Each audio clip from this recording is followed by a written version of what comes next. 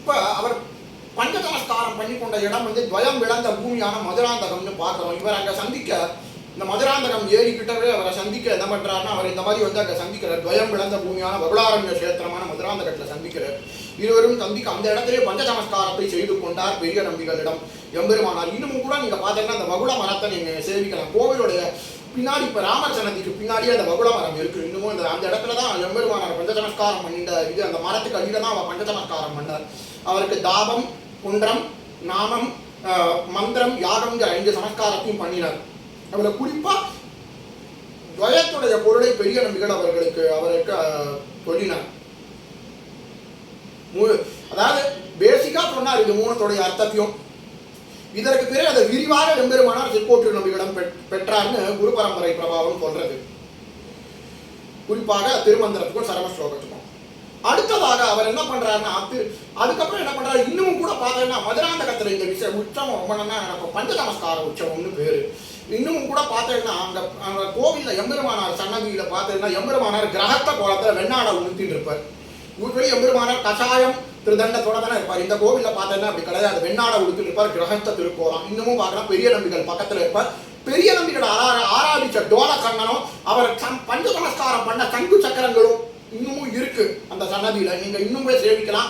பஞ்ச நமஸ்காரம் வச்சு ரொம்ப வரப்பிரசாதி, அதுவும் நீங்க போய் சேவிக்கலாம் அந்த கோவில்ல, மதுராந்தகம் கோவில, துவயம் விளந்த பூமியான மதுராந்தகத்துல. இதற்கு பிறகு பெரிய நம்பிகள் என்ன பண்றாருன்னா, நேரம் அப்படியே இளையாழ்வார் வந்து காஞ்சிவரத்துல தங்கி இரும்னு சொல்லவே என்ன பண்றாரு, காஞ்சிவரத்துல வந்து அவர் தங்கி இருந்தாராம். அப்ப ஒரு நாள் என்ன ஆச்சு, இதற்கு முன்பே வந்து எம்பெருமானாருடைய பத்னி வந்து 2 தடவை அவசாரப்பட்டுட்டா. அதாவது எப்படின்னா, முதல்ல பாகவதருடைய உச்சிஷ்டத்தை வந்து சாப்பிட வேண்டும்னு ராமானுஜர் ஆசைப்பட்ட போது திருக்கட்சி நம்பிகளை வந்து தன் வீட்டில் வந்து போனகம் செய்த சேரம் திருவம்புக்கு ஒன்று மாதிரி அழைக்க, அதை என்ன பண்றாருன்னா, தஞ்சாம்பாள் என்ன பண்றாருன்னா, அது இந்த மாதிரி வந்து அவர் சாப்பிட்ட இலையை என்ன பண்ணாருன்னா வந்து இந்த மாதிரி குச்சியினால எடுத்து அதை இது பண்ணிட்டு வீட்டை சாணம் போட்டு மெழுகி அப்படியே தலைக்கு தீர்த்தம் வாங்கிட்டு வந்துட்டான். இது ஒரு மிகப்பெரிய அவசாரம். ராமானுஜருக்கு அவருடைய சாப்பிட்ட உச்சிஷ்டத்தை வந்து இது கொடுக்கல, அது ஒரு பெரிய அவசாரம். அடுத்தது பாவம் ஒரு ஸ்ரீ வைஷ்ணவர் வந்து எனக்கு பசிக்கிறது சாப்பாடு கொடுங்கன்னு கேட்டபோது அவருக்கு சாப்பிட ஒண்ணும் இல்லைன்னு சொல்லி அவரை அனுப்பினது. இந்த மாதிரி எதுவும் இல்லை போ அப்படின்னு சொல்லி அனுப்பினது. அதே மாதிரி என்ன பண்ணா, 3ஆவதா என்ன ஆச்சு, ஒரு நாள் பெரிய நம்பிகளுடைய பத்னியார் அம்மங்காருக்கு என்ன ஆச்சு, அவளுக்கும் தஞ்சாம்பாளுக்கு கொயாயடி சண்டை நடந்து விட்டது. கிணற்றடி சண்டைன்னே சொல்லணும் அதை. பாவம், அதாவது கிணத்திலிருந்து பெரிய நம்பிகளுடைய இவா நீர் இறைந்து கொண்டு இருக்கும் போது என்ன அம்மங்கார் வந்து நீர் இறைந்து கொண்டு இருக்கும் போது என்ன ஆச்சுன்னா, ராமானுஜருடைய மனைவி மீது தெளித்து விட்டது சிறிது நீர்.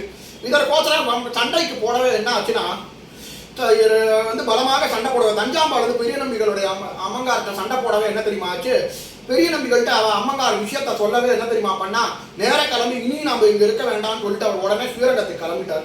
எம்பெருமானார் வந்து பெரிய நம்பிகள் இல்லாததை கண்டு வருத்த முறை என்ன நடந்ததுன்னு தஞ்சாம்பாள்கிட்ட கேட்க, தான் பண்ணதும் சொல்லி எம்பெருமானார் மிகவும் கோபம் விட்டார். நீ பாகவத அவசாரமும் பண்ணியாச்சு, ஆச்சாரிய அவசாரமும் பண்ணியாச்சுன்னு சொல்லிட்டு என்ன பண்ற, அடுத்த க்ஷணமே அவர் தன்னோட பிறந்த வீட்டுக்கு அனுப்பிட்டார். தஞ்சாம்பாளை பிறந்த வீட்டுக்கு அனுப்பினதுக்கு அப்புறம் என்ன பண்ணார் தெரியுமா, அது எல்லாத்தையும் அவர்கிட்ட கொடுத்துட்டார். அதுக்கப்புறம் என்ன பண்ணார், அடுத்த க்ஷணமே எம்பெருமானார் சன்னியாசம் பூண்டார். ஸோ இது ஒரு டர்னிங் பாயிண்ட் அவரோட லைஃப்ல, எம்பெருமானோட லைஃப்ல. இதற்கு பிறகு என்ன ஆச்சு, பெரிய நம்பிகளுடைய இதற்கு பிறகு அவர் ஸ்ரீரங்கத்துக்கு போனார். அதாவது ஒரு விஷயம் ஒன்று புரிந்து கொள்ளுங்கள், ஸ்ரீரங்கத்துக்கு இதுக்கப்புறம் என்ன பண்றாங்கன்னா, எம்பெருமானார் ஸ்ரீரங்கத்துக்கு வர வேண்டும் அப்படின்ற, ஸ்ரீரங்கத்துக்கு வர வேண்டும் யார் அழைத்து வருவதுன்னு பார்க்கும்போது, ஸ்ரீரங்கத்துக்கு இப்ப ராமானுஜர் காஞ்சிபுரத்துல இருந்து ஸ்ரீரங்கத்துக்கு வரணும். அதற்கு என்ன பண்றாருன்னா, திருவரங்க பெருமாள் அரையர் வந்து வரதராஜன் பாட்டு கேட்டு வரதராஜன் கொடுத்தார் நமது ராமானுஜரை. அடுத்ததாக என்ன நடந்ததுன்னா, பெரிய நம்பிகள் வந்து ஒரு தடவை என்ன பண்ணாருன்னா, உடையவர் வந்து வடத்திருக்காவையில தன் வந்து நீராடிட்டு என்ன பண்ணாருன்னா, தன்னுடைய முதலிகளோட வரும்போது அப்படியே பெரிய நம்பிகள் தெண்டனிட்டாராம்.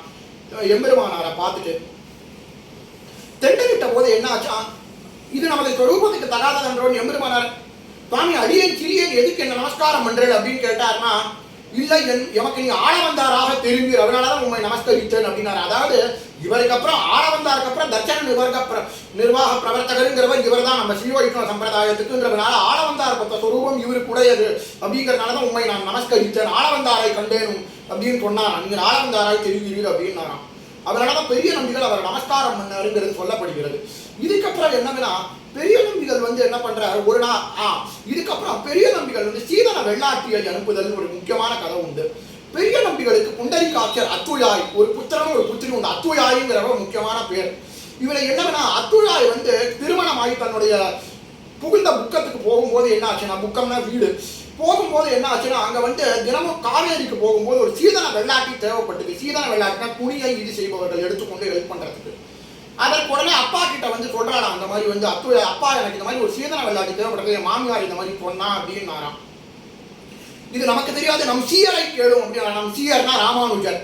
ராமானுஜரை போய் கேட்க ராமானுஜர் அத்துழாயுடைய இதற்கு ஏற்ப என்ன பண்றாரா, முதலியாண்டான் அனுப்பினாராம். முதலியாண்டார் அந்த ஆத்திர சீதன வெள்ளாட்டியா இருந்தாராம். அப்போ ஒரு நாள் இந்த விஷயம் வந்து தெரிந்து விட்டது குடும்பத்திற்கு. இவர் வந்தவர் வந்து ராமானுஜருடைய பவித்திரமான முதலியாண்டான் அப்படின்னு. உடனே ஐயா நேர் இவனை இம்சிக்க வேணும் முதலியாண்டானை அனுப்பி என்று கேட்க, இதுவும் எனக்கு தெரியும் ராமானுஜரை கேளும்ன்றார் பெரிய நம்பி. முக்கியமானது இது. அடுத்தது குறிப்பாக உந்து மத கழிற்றன் பாசுரத்துடைய முக்கியத்துவம் அவருடைய இதுல நடந்தது. இது எம்பெருமானார் முக்கியமா இருந்தாலும் பெரிய நம்பிகள் அவருக்கு இந்த உந்து மத கழிற்றன் அனுசந்தானம் அன்றோங்கிற வார்த்தை எழுதினது ரொம்ப ரொம்ப முக்கியமானது. ராமானுஜர் எப்பயுமே பிச்சைக்கு சொல்லும் போது திருப்பாவை பாசுரங்களை அனுசந்தி செல்வது வழக்கம். அப்போ ஒரு நாள் ஸ்ரீரங்கத்துல இந்த உந்து மத கழிற்றன் பாசுரத்தை அனுசந்தானம் பண்ணிட்டு இருக்கும் போது கடைசி 3 வரிகள் செந்தாமரை கையார் சீரார் வளையொலிப்ப வந்திதிரவாள் வதிந்தேலோ ரொம்பாவாய் அப்படின்னு சொல்லவே அடுத்த கடமை அந்த பெரியன்பிகளுடைய திருமாளிகையோட கனவு வந்து திறக்கிறது.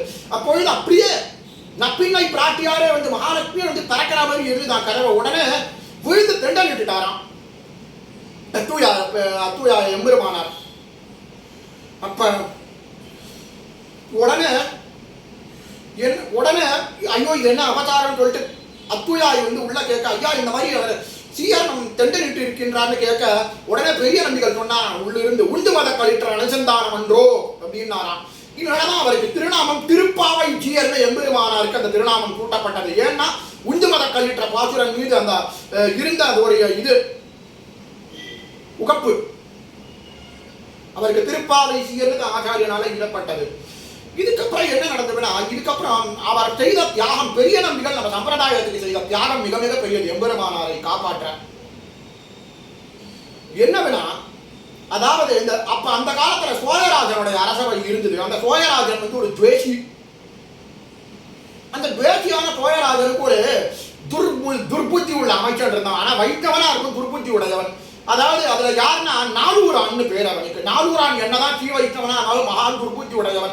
ஏன் அவர் பொறாமை உடையவன். அதாவது ஸ்ரீரங்கம் கோவிலில் ஏற்பட்ட மாற்றத்தினால வந்து பல பேர் பொறாமை அடைந்தனர். ஏன்னா ஏற்கனவே இதுக்கு முன்பு சில விஷயங்கள் நடந்தன. ஸ்ரீரங்கம் கோவிலில் அவருக்கு விஷமிட்டனர், அவெல்லாம் நடந்தது எம்பெருமானார். இப்ப எம்பெருமானாருக்கு எதிராக சோழ அரசவையில் இருக்கிற நாலூரானை கொண்டு திசை திருப்பினார். நாலூரானும் அதற்கு பலியாக அதற்கு இந்த விஷயத்தை என்ன பண்றா, சோழராஜன்ட்ட வந்து சொல்றான் அந்த மாதிரி இந்த எம்பெருமானார்னு இருக்காரு, அவர் நம்ம இது பண்றாருன்னு சொல்லவே தூபம் போடவே என்ன ஆச்சு, உடனே வந்து எம்பெருமானாரை அழைத்து வருன்றாராம். உடனே இதனை கேட்ட இப்ப எம்பெருமானாருடைய இதுக்கு ஆபத்து. உடனே என்ன பண்றாருன்னா எம்பெருமானார் கிட்ட என்ன பண்றாருன்னா, இவா 2 பேரும் பெரிய நம்பிகளும் கூறத்தாழ்வான்னு இதனை தெரிந்து கொள்ளவே முதலிகள்லாம் என்ன பண்றதுன்னு தெரியாத திகைக்க அவருடைய சிஷ்யர்கள்லாம் என்ன பண்றாருன்னு திகைக்க கூறத்தாழ்வான் போய் உடனே எம்பெருமானார்கிட்ட சொல்றாராம், சுவாமி உங்களுக்கு ஆபத்து, சோழராஜனார உங்களுக்கு ஆபத்து, நீங்க தயவுசெய்து மேல் நாட்டுக்கு எழுந்தருளுங்கள்னாராம். உங்களுடைய கஷாய வஸ்திரத்தை தாழும் மேல் நாட்டுக்கு எழுந்தருளுங்கள்னு சொல்லிட்டாராம். உடனே ஆழ்வான்கிட்ட வந்து இல்லப்பா எனக்கு எதுவும் ஆகாதுன்னா இல்ல நீங்க கிளம்புவோன்னு சொன்னவே என்ன பண்ணாரு, உடனேயே என்ன பண்றாருன்னா எம்பெருமானார் ஸ்ரீரங்கத்துக்கு ஸ்ரீரங்கத்தை விட்டு அப்படியே வெள்ள வஸ்திரம் அணிந்து கொண்டு வெள்ள சாத்துப்படி திருப்பரம்பத்தூர்ல வெள்ள சாத்துப்படி சேவிக்கலாம் நீங்க, வெள்ள சாத்துப்படியை இட்டு கொண்டு நேரம் அவர் என்ன பண்றாரு மேல் நாட்டை நோக்கி கிளம்புறார். மேல் நாடுங்கிறது மேற்கோட்டை கர்நாடகா நோக்கி கிளம்புறார். அப்படியே என்ன ஆச்சு, அந்த இதுல அரசவைக்கு போறாராம். அரசவைக்கு போகவே என்ன பண்ற, ராமானுஜரை போலவே கூறத்தாழ்வான் திரிதண்ட கஷாயாதிகளை தரித்துக் கொண்டு எம்பெருமானுடைய திரிதண்டம் கஷாயாதிகளை தரித்துக் கொண்டு உடனே செல்கிறாராம். அங்க வந்து நடந்த விஷயம் வந்து என்னதுன்னா, இவர் வந்து சோழராஜா வந்து இதை வந்து சொல்றாங்க அந்த மாதிரி சிவாத் பரம்ன்ற, ஆனா கூறத்தாழ்வான் அவரை மறுக்கிறார். துரோணாத் பரம் நாஸ்தி அப்படிங்கிற வாக்கியத்தை கொண்டு மறுக்கிறார். இவனால என்னன்னா வெகுண்ட அந்த சோழராஜன் என்ன தெரியுமா பண்றான், அவன் என்ன சொல்றான்னா இவருடைய கண்களையும் பிடுங்கி எரியுங்கிறாராம். இதுல பாவம் பெரிய நம்பிகளுடைய கண்களை என்ன தெரியுமா பண்றாங்க அந்த தோய சேவகர்கள், அந்த கொடியவனோட தோய சேவகர்கள் பெரிய நம்பிகளோட அப்படியே இதுக்கு இழுத்துன்னு போய் வனத்துக்கு இழுத்துன்னு போயிட்டு அங்க அப்படியே மாளிகை புறத்துக்கு இழுத்துன்னு போயிட்டு பெரிய நம்பிகளுடைய கண்களை பிடுங்கி எரியறா. பாவம் பெரிய நம்பிகள் வலியால குடிச்சார். பாவம் தாங்க முடியாம இருந்தும் நம்ம சம்பிரதாயத்துக்கு தியாகம் பண்ணார். கூரத்தாழ்வான் இதனை கேட்டு கொண்டாராம். உன்ன மாதிரி ஒரு பாவியான அரசனை பார்க்கறதே என் கண்கள் செய்த பாவம்னு சொல்லிட்டு தன் கண்களை பிடுங்கி எரிஞ்சாராம் கூரத்தாழ்வான். எப்பேற்பட்ட தியாகம்! இதுக்கப்புறம் நடந்தது எல்லாருக்கும் தெரியும் எம்பெருமானாருடைய சரித்திரத்துல. பாவம் இதுக்கப்புறம் என்ன ஆச்சு? பெரிய நம்பிகள் அப்பொழுது கூட அத்துழாயும் சென்றனர். அத்துழாயும் சென்றனர்னால என்ன ஆச்சுன்னா, இதனால என்ன ஆச்சு, பெரிய நம்பிகளுக்கு பாவம் அப்ப வயசும் ரொம்ப ஆகிவிட்டது. அவருக்கு 105 வயசு. இவர் 105 திருநட்சத்திரம் எழுந்தருளி இருந்தார் இந்த பூமியில. பெரிய நம்பிகள் அப்ப வரும்போது என்ன பண்ணார், அந்த கோயராஜனுடைய அரண்மனைங்கிறது எங்கோ கங்கை கொண்ட கோயபுரம் கிட்ட இருக்கு. அங்கேருந்து வர வழியில என்னதுன்னா பசுபதி கோவில்னு ஒரு இடம் இருக்கு. இன்னைக்கு அந்த பசுபதி கோவில் கிட்ட வரும்போது என்ன ஆச்சுன்னா, பெரிய நம்பிகளுக்கு எப்படியோ வேற வழியில பரமபதித்து விட வேண்டும் அப்படின்றது அவருக்கு அவர் திருநாடு எழுந்தருள நேரம் வந்துட்டான். அவருக்கு ஆழ்வான் சொன்னார், அந்த மாதிரி நம்ம ஸ்ரீரங்கம் போய் பரமபதி ஸ்ரீரங்கம் போகையில்லாம் இன்னும் கொஞ்ச நேரத்துல பக்கத்துல தான் இருக்குன்னாராம். உடனே பெரிய நம்பிகள் சொன்னாராம், பாகவதன் மடியை விட உசந்ததன்றோ அப்படின்னாராம். உடனே என்ன தெரியுமா பண்ணாரா, அத்துழாயுடைய மடியில காலை நீட்டிட்டு கூரத்தாழ்வானோட மடியில தலையை வச்சுட்டு ஆலவந்தாரை நினைத்து கொண்டு அதே இடத்துல அந்த மாதிரி வந்து அவர் என்ன பண்ணாருன்னா திருநாட்டுக்கு எழுந்தருளிட்டார் பெரிய நம்பிகள். பெரிய நம்பிகள் அப்படியே திருநாட்டுக்கு எழுந்தருளினவே உடனே அந்த இடத்துல அவருக்கு பிரம்மமேத சம்ஸ்காரங்கள்லாம் பண்ணி திருப்பள்ளி படிச்சு அவர் அந்த இடத்துல இது பண்ணி வச்சிருக்கா. இன்னும் நீங்க பார்த்தீங்கன்னா தஞ்சாவூர் கிட்ட போனா பசுபதி கோவில்னு ஒரு இடம் இருக்கு. அந்த ஊர்ல வரதராஜ பெருமாள் கோவில் ஒண்ணு இருக்கு. அங்க பெரிய நம்பிகளோட திருவரசு இருக்கு. அங்க கூரத்தாழ்வார் ராமானுஜரோட பெரிய நம்பிகள் திருவரசு இருக்கு. இன்னமும் நீங்க அப்படியே சேவிக்கலாம். நம்ம சம்பிரதாயத்துக்கு தியாகம் பண்ண மிகப்பெரிய ஆச்சாரியன் பெரிய நம்பிகள். இவர் வந்து ஒரு தனியன் அருளி செய்திருக்கார். பெரிய நம்பிகள் குறிப்பாக இதுக்கு அருளினார். அமரநாதி பிரானுடைய தனியனை அவர் அருளி இருக்கின்றார். அது வந்து முதல் தனியன். ஆபாத சூதம் அனுபூய ஹரிஞ்சயான் மத்தியேக வேரத ஹிதுர் முனிதாந்தராத்மா அத்திருஷ்டயோர்ணயன விச்சாந்தராணாம் யோனிச்சிகாமனைவம் முனிவாகனந்தம் அப்படின்றது வந்து முக்கியமான தனியன். இந்த தனியனுங்கிறது நமக்கு இதனால வந்து இந்த தனியனை அவர் முக்கியமாக அருளினார் என்று சொல்லப்படுகிறது.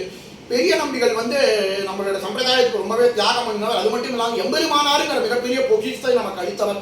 அவருடைய திருவடி தாளினை பற்றுவோமாக. ஸ்ரீமதே ராமானுஜாய நமஹ. ஸ்ரீமத் நிகமாந்த மகாதேசிகாய நமஹ.